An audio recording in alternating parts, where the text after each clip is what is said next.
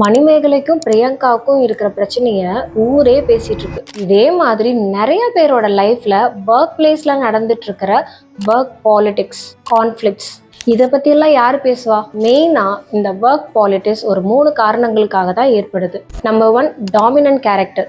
எதுக்கு எடுத்தாலும் நான் தான் சீனியர், ஒன் மேன் ஆர்மி, நான் சொல்கிறதான் இங்கே சட்டம் அப்படின்னு ரூலிங் அத்தாரிட்டி எடுத்துக்கிறதுனால. Number 2, ego clashes. சின்ன சின்ன விஷயங்கள்லேருந்து ஆரம்பிக்கிற மிஸ் அண்டர்ஸ்டாண்டிங், ஒருத்தருக்கு ஒருத்தர் பிடிக்காம போகிறது, இது எல்லாமே ஈகோவாக கன்வெர்ட் ஆகி அந்த ஈகோ ஒர்க் பாலிட்டிக்ஸ்க்கு அடித்தளமாக ஆயிடுறது. நம்பர் 3, ரொம்ப முக்கியம், ஃபியர்.